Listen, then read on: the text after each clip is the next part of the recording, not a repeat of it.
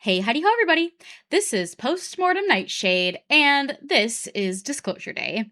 But instead of confirming alien life, I'll just be disclosing to you whether or not I thought the latest Steven Spielberg film was worth the pricey weekend ticket prices. This latest film from one of Hollywood's most revered and classic directors, Disclosure Day stars Emily Blunt, Josh O'Connor, Colin Firth, and Coleman Domingo, just to name a few. With such a star studded cast, it is no surprise that the acting in this film was top notch. Absolutely no complaints from me, and it's very clear to me why all these stars are A-listers. I, like many, am also a fan of Steven Spielberg's older work, like the Indiana Jones films and Jurassic Park, but I haven't been as engaged by his newer films. However, I do think his animated movie from 2011, The Adventures of Tintin, is an underrated gem. Please check it out if you haven't, it's amazing. One of Spielberg's biggest classics, E.T., was not a film I particularly enjoyed. I know. I thought it was fine, but it's definitely not one I've rewatched over and over. So I was interested to see if this alien film from Spielberg would be more up my alley. And, well, maybe his alien movies just aren't my thing. The score from John Williams in this movie was good, although definitely not as memorable as other films he's worked on, but still. A John Williams score is always something I like about a film, and this one was no exception. I also thought the philosophical debates and ideas explored in this film were interesting and engaging. But this movie is a slow burn, and, a slow burn is fine so long as the payoff is worth it.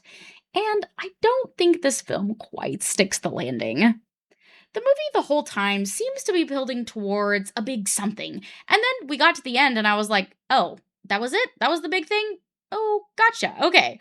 So, needless to say, the first act and a half about were the strongest points of the movie as they were building the mystery. This movie is also way too long, buddy. Running at 2 hours and 25 minutes. Boy, oh boy, it was dragging on, and that slow burn pacing did nothing to help with the runtime.